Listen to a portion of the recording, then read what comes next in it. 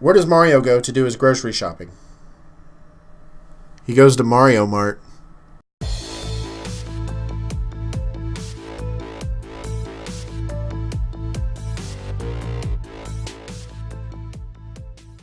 Welcome back to Hauppauge Gaming. I'm Fallinfrog, and this week we're going to talk about the new update for the Nintendo Switch.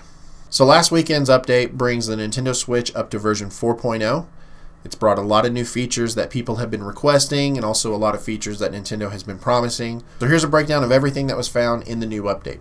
For starters, we've got some new personalization options in your user profile section. In the top left-hand corner, you can go to your page and you can change your profile icon now. They've really just added some new options of different characters to use as your icon. Now we've got some new Super Mario Odyssey profile pictures. We've got some Breath of the Wild pictures. There's also some Animal Crossing, Metroid, Star Fox, and Pikmin and different things like that. So if you were looking for more options for your user profiles, that's something that they've given us with this new update. There's still no option for custom pics. I don't know if that's something they'll ever add in the future. The closest thing to a custom pic option that we have is using Mii's. But other than that, it's nice to have some variety. Nintendo's changelog also noted that they updated the news channel. I didn't really use the news channel enough beforehand to know if it had changed very much. It still looks pretty much the same to me.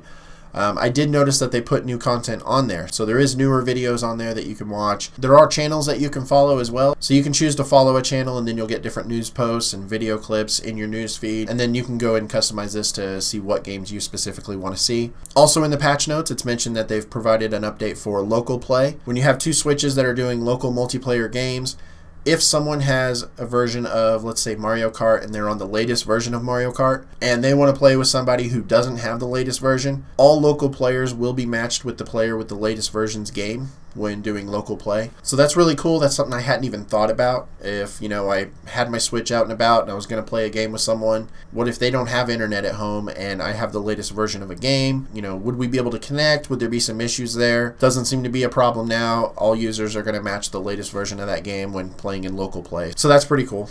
Another feature that people have been wanting is to be able to transfer their save data. I've seen people petitioning and demanding of Nintendo to give us a cloud feature for all of our save backups ever since the launch of the Nintendo Switch. Whether it ever happens or not is all completely up to Nintendo, but we do now have the ability to transfer data from one Switch to another. With the original Switch that has the data, when you transfer it to a new Switch, it's going to be removed from the old Switch, so keep that in mind as well. But it is better than nothing at all, especially if you drop your Nintendo Switch and you crack the screen and you have to go out and get another one. This is perfect. You can just place your Switch in the dock so you can actually use it and get to the, navigate the menu, fire it up, transfer your data onto the new Switch so you don't lose anything. At least we have that now. Fingers crossed that we'll still one day get a cloud backup storage, maybe when Nintendo launches the online services in 2018.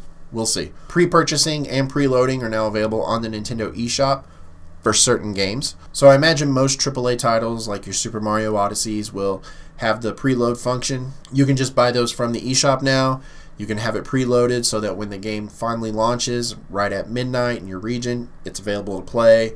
That's pretty cool. I've been using that feature on the Xbox One since I got it. My library is pretty much digital, and there have been a few games where I definitely stayed up until midnight to make sure that the game was available. It actually unlocks at 11 p.m. for me because of my time zone. It's a great feature if you have a digital library and you can't wait to play whatever game it is you have pre-ordered. Those are all some nice bells and whistles, but the real big feature of this latest update was video recording. Before, when playing a Nintendo Switch game, anytime you hit the capture button, it would just take a screenshot. It's great. It's a great feature. I love having that capture button right there. But now you can hold the capture button and it's going to save the last 30 seconds as a video clip right onto your Nintendo Switch. That's totally awesome. It's a feature Nintendo has been talking about bringing for a couple of months now, so it's good to finally see it arrive, and it works flawlessly. I mean, once you hold the button, it's automatically saving your clip. It works great. It also works whether you're docked or in handheld mode, so it's great to save some clips while you're out on the go. You can also immediately go into your album and start looking through the video clips you've saved. You can look at all the pictures that you've taken. With those video clips, you can also post those to Facebook or Twitter through the Switch. And there's also a built-in trimmer, so you can trim those clips down and make sure that the video is exactly what you want to show off. And then when you save that clip, it creates a brand new file that you've edited. It doesn't delete the original, so you'll still have the original video that you saved, and then you've also got the brand new edited clip as well. It should be mentioned, though, that the video feature doesn't work for all games. As of this recording, you can only use it for Legend of Zelda Breath of the Wild, Mario Kart 8 Deluxe, ARMS, and Splatoon 2. I've personally tested this with 3 of the games, Legend of Zelda, Mario Kart, and ARMS. It's worked in all of those. I don't have Splatoon 2, so I did not try that. I did try to record in Shovel Knight because Shovel Knight's not listed, so I wanted to see what would happen. And it just brings up it just tells you that video recording is not available at this time. For serious video enthusiasts, you're still going to want to have a capture card hooked up to your Nintendo Switch dock. You're still going to want to do all the recording that way because you can record for as long as you want. You open yourself up to being able to stream to Twitch and YouTube and things like that. And you can record any game. You can record anything that you're doing on the Nintendo Switch, all your menus. If developers choose to lock out certain cutscenes from recording so that, to avoid spoilers or things like that, with a capture card, you're not limited to that. You get to tell the Switch, no, I am recording this. So it's still really cool to be able to save your clips while you're on the go, though. So that's awesome. So that's what Nintendo brought to the new update, and that's what they told us about. But there are a couple of unofficial additions that they've added that people have discovered online. For instance, I got to give credit to Soldier of Orange over on Reddit. I saw he had tried out the PlayStation wireless headset, and he noticed that it works with the Nintendo Switch. Myself, I have the Turtle Beach 420 Stealth X Plus whatever headset for the Xbox One.